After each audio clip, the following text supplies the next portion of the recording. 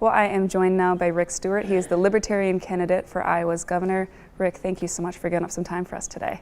Well, thanks for inviting me to the beautiful law library in the state capitol. Absolutely. Well, let's get right to it.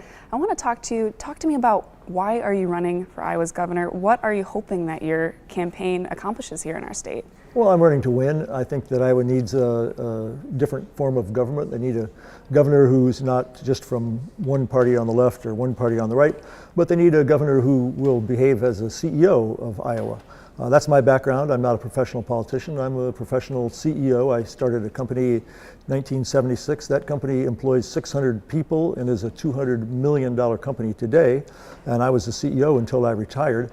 And that's the way I think. I think about making everybody happy, if not blissfully happy, at least very content with the job that I'm doing in my position as CEO, and very content with the fact that they're employed and they're getting a paycheck. And I'm going to do the same thing for 3 million Iowans. I'm going to be their CEO. I'm not going to be their partisan governor. Now let's get to the issues. Obviously, the big one that's coming out this summer is abortion. So talk to me, if elected governor, what policy, what law would you like to see in place for Iowans when it comes to abortion? Well, I like the way you phrased that question. I'll answer it at the very end. But I believe that life begins at conception. And when scientists tell me otherwise, I will change my mind, which is what I do when I'm confronted with new information, because I hate being wrong. I like to know for sure. So I believe that life should be honored, it should be protected, it should be taken care of. We should all be taking care of life. That's one of the only things that distinguishes us from other species, is we're alive and we're humans. Now that said, what's the best way to honor and protect a fetus? Well, it gets complicated because you have a fetus and you have a mother. That's two lives, it's not one. And the question about abortion, of course, comes down to whether you're willing to kill the fetus. And some people say that's murder, and maybe it is. I don't know. And that's my answer to your question, is I don't know exactly what the correct relationship is between a fetus and a mother. And for that reason, I think government should stay out of the question, because I don't think any politician anywhere in the entire country knows the answer to that question. And for me, I'm going to leave that question to my Creator. I'm going to ask my Heavenly Father to administer the punishment if there's a crime involved or if there's a sin involved. And I'm not going to pretend like I'm wiser than God, because I'm not. I never will be. And neither will any other politician in Iowa be that wise. So let's take it out of the hands of politicians and put it back into the hands of the people that are involved. And let's do a lot of praying, because we're not going to get the answer by arguing about it. We're going to get the answer probably after we ourselves have passed away. And I'm willing to wait until then to know for sure whether abortion is murder. Now to clarify on that, with you saying, to keep the government out of it, for Iowans to understand, would this look as no restrictions, nothing in place to leave it to, I guess, the families, the mothers, the women to decide? I guess when it comes to policy, what would that look like in your eyes to keep government out of this decision? No law by the government that has anything at all to do with abortion, because we don't know. And to pretend we do is to be very deceptive, both to ourselves, which I try not to do, but also to the people that are looking to us for guidance. We don't know. That's the honest answer. That means no laws, nothing pro, nothing anti. It's something that a woman and the people that she trusts will have to decide for themselves. I guess, do you see that being a gray area for maybe practitioners, for the different doctors throughout the state to figure out something like that if there isn't anything, I guess, finalized on the books? Or how do you see that playing out if it is something that's not structured in our laws? Well, all the good things in life come without the government. We've managed to live our lives from the beginning to the end with very little help from the government. Usually the government just insists on making things worse. And I trust women, I trust the doctors or the nurses or the therapists or the preachers or the priests or the rabbis that they go to for help in this kind of a situation. They don't need any guidance from the government. The last thing they need is to have the government get in and pretend like they know something. They don't. They never will. Politics is politics. It's not designed for the benefit of 3 million Iowans. It's designed for the benefit of the individual politicians who are trying to get reelected. That's not me. I'm a CEO. I'm trying to solve problems that make the greatest amount of freedom for the greatest number of people at the lowest possible cost, so that 3 million Iowans can live in peace with both their neighbor and themselves in the best way we possibly can. And we don't need the government for that. In fact, I would say the government is only reliable in one respect. It can reliably make things worse. It can create mountains out of molehills and call them problems and then claim to have solutions. I am very skeptical that they have ever done that. And certainly in this, one of the most important and difficult decisions that humans will ever come up with. Politics is the last place I would look for a good, rational answer that meets all the requirements of 3 million Iowans. Switching gears, I know people who have followed your campaign know that you have quite a stance when it comes to the war on drugs. For people who maybe aren't as aware, walk me through what your stance is and maybe what the policies you would put into place to tackle this topic. Well, once again, I would just eliminate all of the policies we currently have in place. But to elaborate a little bit, the war on drugs is clearly the worst mistake America has ever made. Perhaps the Civil War, but the Civil War, it killed millions of people. The war on drugs has killed millions of people. The Civil War only lasted 4 or 5 years, and the war on drugs has lasted over 100 years already. We're not going to win. The war on drugs essentially has already been lost. The drug warriors, the only thing that they haven't done is surrender, but they've been beat. You can see the wave of marijuana legalization sweeping the country very rapidly. You can see that the psychedelic drugs like MDMA and psilocybin and LSD are very soon going to be completely legal for psychiatric purposes because they're the only good psychiatric drugs we even have. They can eliminate thousands, tens of thousands of suicides by veterans who come back from our foreign wars with PTSD, and every other drug. We could just march through them all, but if you really want to learn about this, put me on a 2-hour special. The war on drugs is complete and utter nonsense, because what you're doing is you're banning things that people would like to do, and as soon as you do that, you create a criminal class of people who will provide the product for the people who want to do it. And as soon as you have a criminal class providing the substances, you have problems. We've seen that already. Our current governor just announced yesterday that Iowa itself had more opioid overdoses than ever before. A huge increase. None of those would take place if we just legalized and regulated these substances the way we do sugar, the most dangerous drug of all. It kills, we don't even know how many people. We know it's the most addictive drug, I like to call it a molecule. It's the most addictive molecule is sugar. 43% of everybody in America is obese. They can't quit eating sugar. And it's incredibly destructive for individual health and incredibly destructive for our economy. But we live with it. We learned how to live with the most dangerous addictive substance in the world, sugar. And we don't put people in jail for eating too much of it. And we don't take their children away from them if they eat too much of it. And we don't take their driver's license away. We don't take their college scholarship away. We learn to live with an extremely addictive and destructive substance called sugar.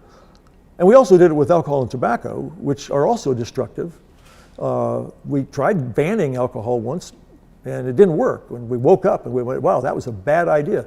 Well, banning these other substances, these other molecules, is equally bad. And exactly the same thing not only is going to happen, but it's already happened. We have criminal cartels, the largest transnational organized crime in the world. 85% of it is because of the drug war. That's where they get their money. We're funneling hundreds of millions of dollars every year into criminal organizations. You can see the mess that Mexico's in. They've got cartels down there that butcher people and take videos and put them on social media. Just incredible atrocities we aren't even allowed to see in America because they're too visually disturbing to us. The world is awash in drug war, and we need to stop it. We need to understand that insanity is continuing to do something that has never succeeded in the past. And that's what the drug war is. So yes, we're going to learn to live with all these drugs. We're going to learn to live with opioids. We're going to learn to live with methamphetamine. We're going to learn to live with psychedelics like LSD. We're going to learn to live with all of them. And there's still going to be people who abuse them in what what you and I would both agree, ruin their lives with them. But we're not going to put them in jail. And we're going to let them buy safe drugs from the pharmacy instead of dangerous drugs from the guy on the street corner we don't know what they're selling, and neither does the buyer. This whole panoply of trying to ban something that people want doesn't make any sense. It's never made any sense, and it never will make any sense. And I'm going to win in the long run. I don't know when, but I'm going to win because the war on drugs is insane, and people will wake up. I just wish they'd wake up a little bit faster, because what we're doing today is complete failure. And you mentioned what Governor Reynolds, talked about with fentanyl. So in your eyes, if these drugs were more regulated, coming from a safer source, we wouldn't run into those issues of it being laced with a lethal dose, that people would be getting it from potentially a guaranteed prescriber of sorts. If the restrictions weren't in the way that we see them today, and people wouldn't be looking for them in darker places that maybe aren't regulated in the proper channels. Do you ever worry about going to the drugstore and buying aspirin and maybe it might be laced with fentanyl? Because I don't. I know that it's aspirin. I know that the company that sells it to me is not going to put something strange in there. They're going to make a good, pure product, and they're going to put it in a bottle, and they're going to put a safety lid on it, and when I buy it, I'm going to get aspirin. Well, that's the same way it should be for everything else. You should know that whatever it is you are buying, it's actually what you're buying. Today, fentanyl, which by the way is a fantastic drug, it has a lot of uses, and my mother was a fentanyl addict when she died. So what? She was 100 years old. She didn't care, and neither did anybody else. But there would never be any fentanyl in the drugs that most people want, because it's an adulterant that has a very risky profile which can easily kill you if it's not dealt with correctly. Heroin users don't want fentanyl. Cocaine users don't want fentanyl. They just want to get their cocaine and their heroin. But they can't today because the criminal cartels, which control the flow of these drugs, have found that it's cheaper to make them out of fentanyl than it is to make them out of the real thing. Fentanyl has put the poppy growers in Mexico out of business. They don't have a market anymore. Nobody wants heroin because they take fentanyl, they add it to a bunch of other products which are benign, and then they stamp it into a pill, and it looks like a Xanax or a Percocet. Of course it isn't. And then people that would like to buy Xanax or Percocet and don't have a prescription, they go out on the street corner, they buy this adulterated counterfeit pill, and they're not sure what's in it, and sometimes it kills them. It killed over 400 Iowans this year. It killed 100,000 people in the United States last year. That's more than the total number of people that died in the Vietnam War. That's twice as many. This war is killing Americans, and it kills us every year, over and over and over. And it's only because there's a drug war. And I will say this to the drug warriors out there: you've lost, okay? You have already lost the drug war, but you remind me of the Japanese soldiers that were on the little islands in the Pacific 40 years after the war was over, and they were still fighting. Everybody in the world knew they had been beaten and that they should surrender, but they didn't. And that's the way a drug warrior works today. They've already been beaten. I'm right, and you can mark my words. Sometime in the future, it's going to be just like I said, because there is no alternative. And I guess there's going to be those people who say, okay, we remove the restrictions on those types of drugs. What about the mental health aspect? Do we need to address mental health, substance abuse, if this is something that is more attainable, I guess, especially if we're looking at minors, things like that. I guess, how do those two play in your mind of mental health and substance abuse if this was something that was more freely regulated? Well, first of all, let's just make sure we understand we're not selling any of this stuff to minors. We don't sell minors alcohol. We don't sell minors tobacco. We're not going to sell any other minors any of these recreational substances. We do sell minors sugar, which I find to be absolutely amazing. You should have to be an adult before you can actually buy sugar. But at any rate, when these things are regularized, then there will still be people who use them. The vast majority of them will just use them recreationally from time to time. We know this. We already know this. I mean, 10% of people smoke marijuana at least once a year. Well, 50% of the people tried it once in their life, which means that 40 of the 50, they didn't even find it interesting enough that when they grew up, they kept on taking it. They probably tried it in college, and it wasn't that big of a deal. It's the same with every other drug. Just because you took meth one time doesn't mean you're a meth addict. Just because you tried heroin once doesn't mean you're a heroin addict. These are recreational drugs. A very small subset of people have an enormous problem with them, just like they do with cigarettes. They can't stop smoking cigarettes. They're puffing away all day long and they can't stop. And the same is with alcohol. We all know alcoholics. They have to drink. They start early in the morning and they don't end until the day is over. These people sometimes have mental health problems. Sometimes they have addiction problems. And we don't throw them in prison. And we don't take their children away from them. We try and live with the fact that some people seem to have an excessive ability to consume things that are apparently dangerous. They take too much. The way I like to put it is they don't follow the directions. Because if you take these drugs and you follow the directions, most of them are incredibly safe. I know that the media likes to build it up as if they're like wildly, I don't know, you just look at them when you'll get addicted by they'll jump out and grab you and take you and drag you down into the cellar and you'll be a demon for the rest of your life, chained to the wall, begging for heroin. It's not the reality. It's just not truth. It's all myth. The media doesn't report on the people that take a lot of these recreational drugs and live perfectly normal lives, because that's just normal people. But some people don't do that, and then we get them on TV and in the front page of the newspaper. So I'm not worried about it. The amount of harm that will be reduced is probably about 98% of all the harm caused by recreational drugs today will go away as soon as we regularize them. That's just the way it is. It's so obvious. That's what happens. Liquor, tobacco, they're not good for you. We don't put them in jail if you smoke. And we don't sell them to kids. We're not going to sell anything to kids. That's just ridiculous. When Colorado legalized marijuana, the number of younger people under the age of 18 that used marijuana went down by 50%. When Portugal legalized heroin, the number of people who used heroin went down by 50%. The number of deaths went down by 85%. The experiment has been run. It's been run all over the world for over 100 years. The first commission report that I personally know of was in the late 1800s when the British studied the opium problem in India, and they decided the best thing to do is to legalize it and make it regular, because that avoids all the problems of criminalization. No governmental study program has ever come up with any solution other than we need to regularize this. Every economist knows this inside and out.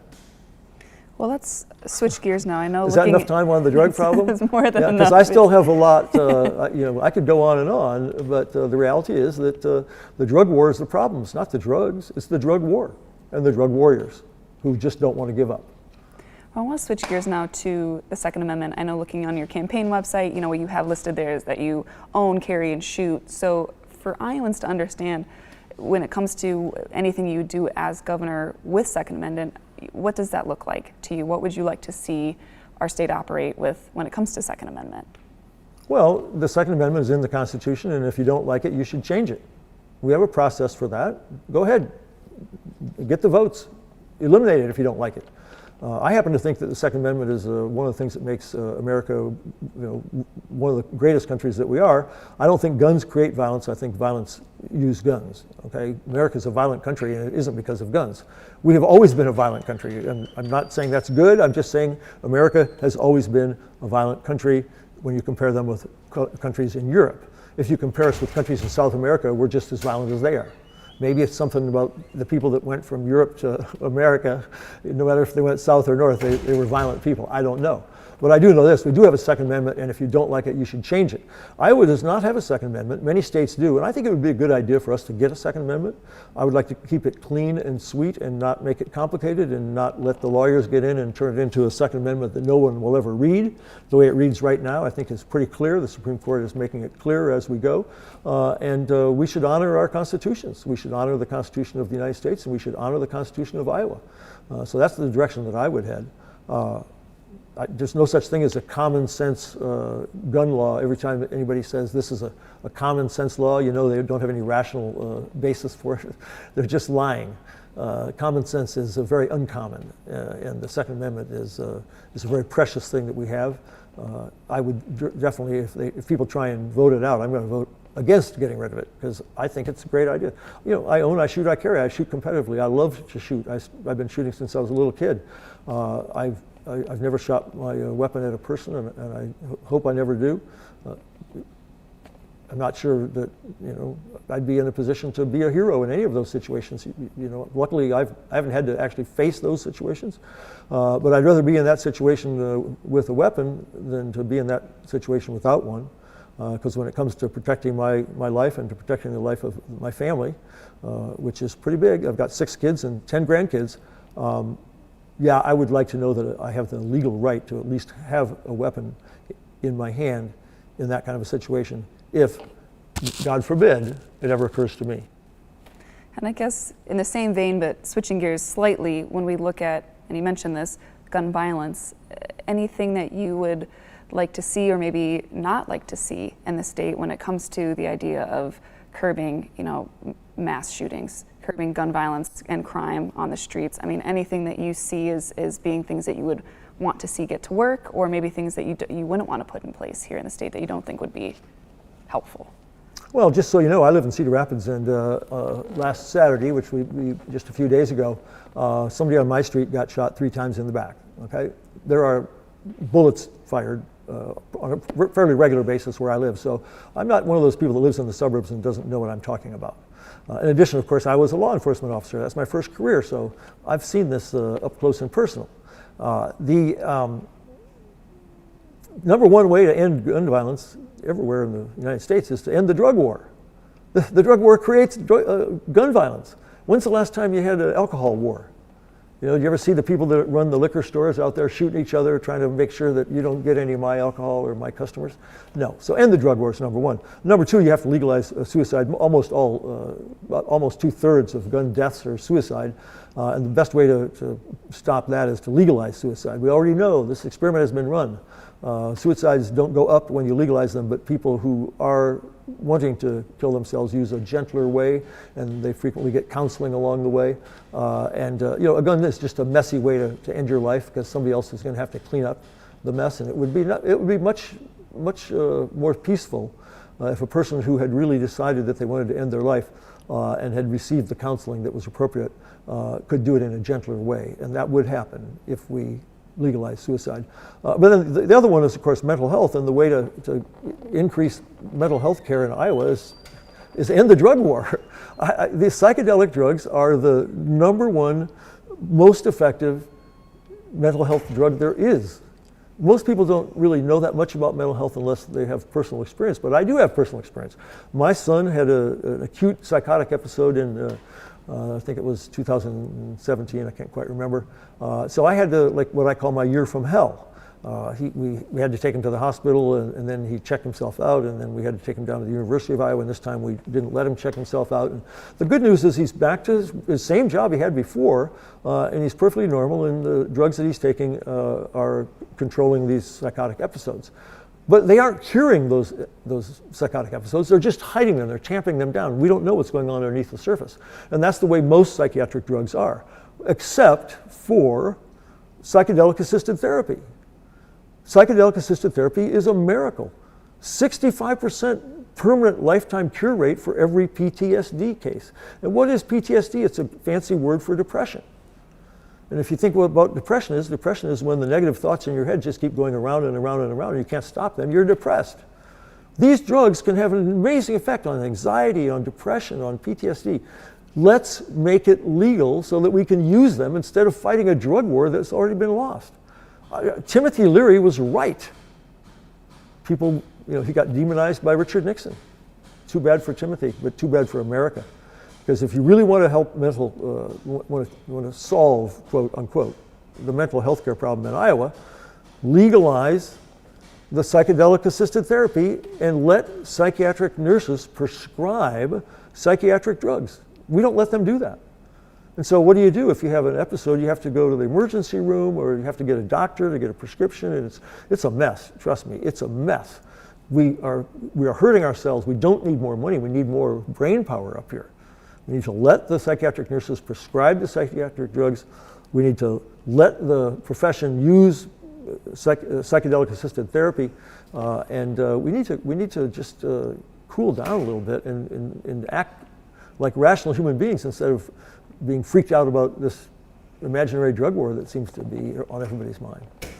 And I guess going back to that legalization or the assisted suicide idea, and that for people to understand, would you kind of see that in the same vein of the morality of that, I guess, being left to a higher power, the same way, you know, with abortion, the taking of a life, as we say, you know, with it starting as conception, as you said, you know, you see it.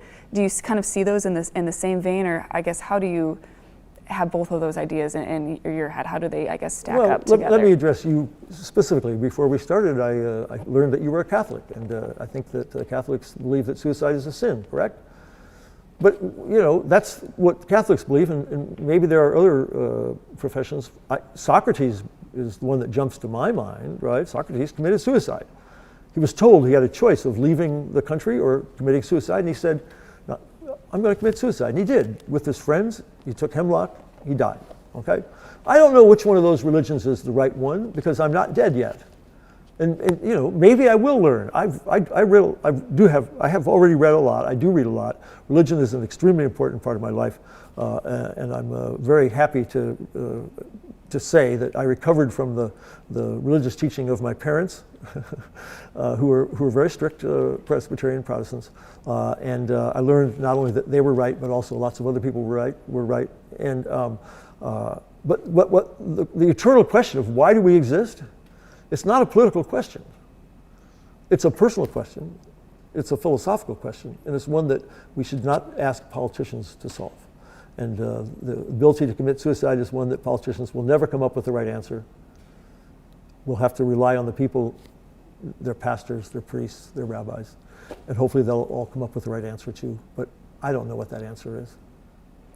And getting to kind of a last topic, it's a big one though here for our state with education. I know in this last session we heard from Governor Reynolds. She had proposed a voucher system of sorts, which didn't make it through. I guess your thoughts on that voucher plan, or if elected governor, what type of plan you would like to see to make improvements to education throughout our state? What would you like to see rolled out? Well, I would like to go back to the one-room schoolhouse. Now, you're far too young to have any idea what that is. But it used to be that we sent all of our children of all ages to the one-room schoolhouse with one teacher.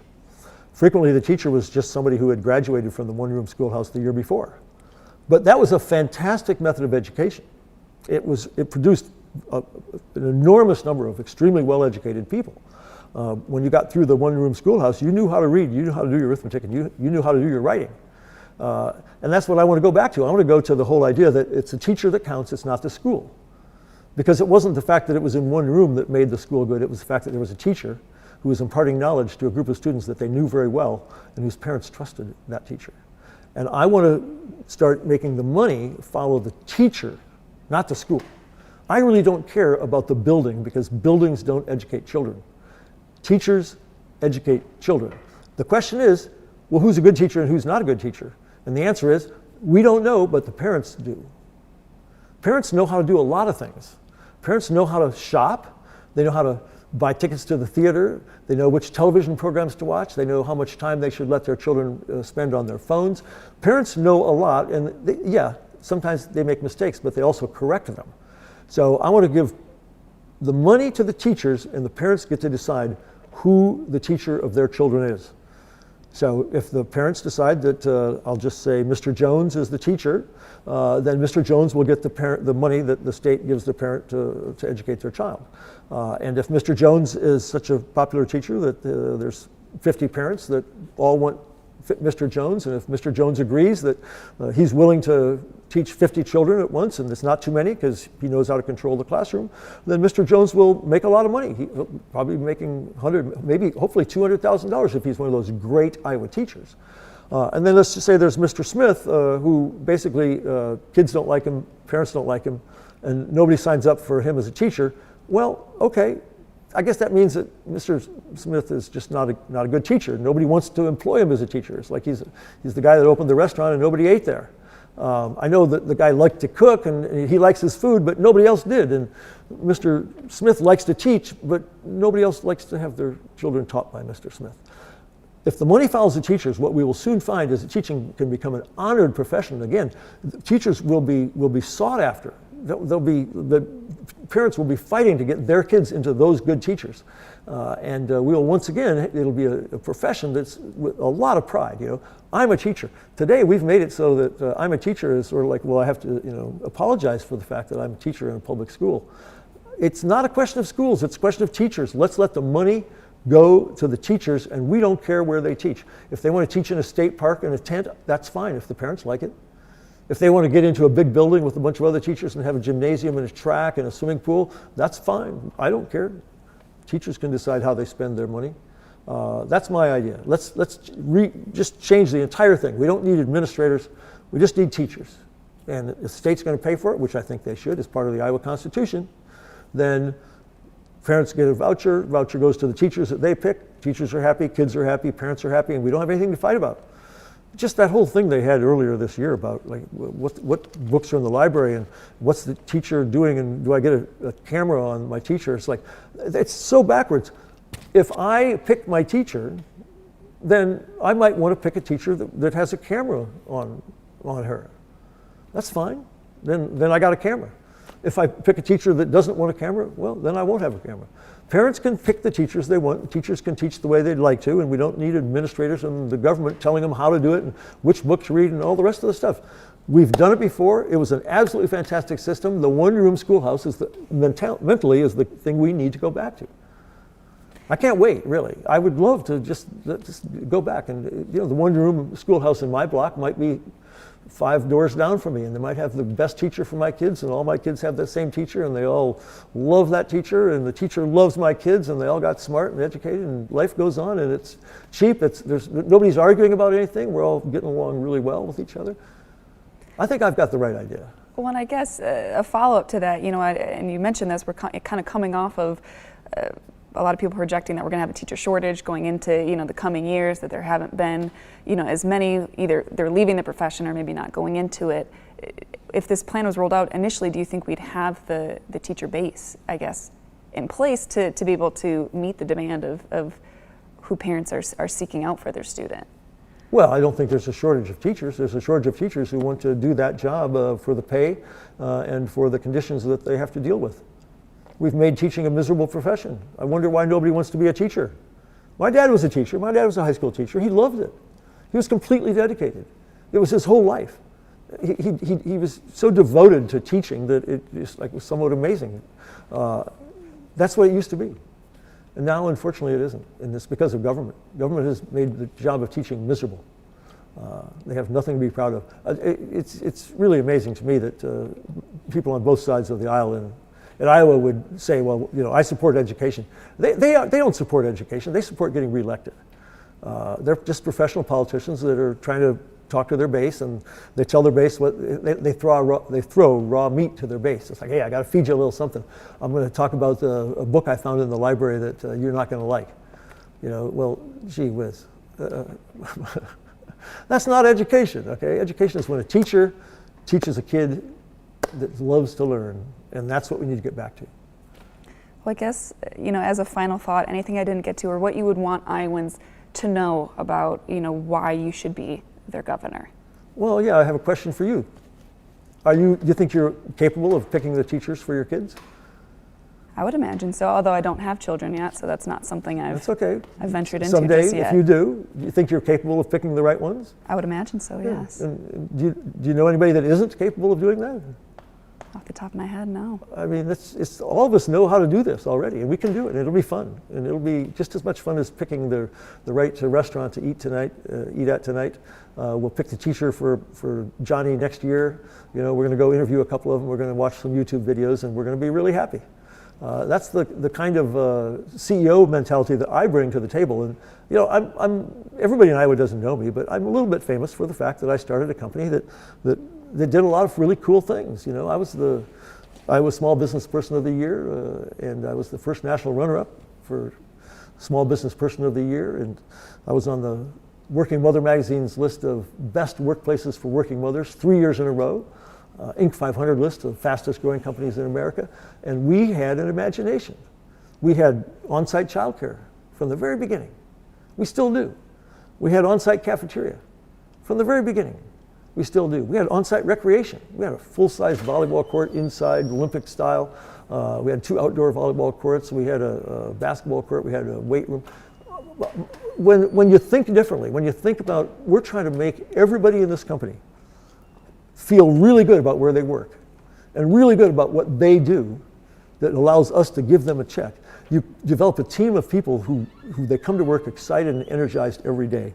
And they leave work every day and they're excited and energized about returning to the family that they love and can take care of. That's the kind of thinker I am, and that's what I want to do for the whole state of Iowa. We should be a state where 3 million people all get it. And we don't need instructions.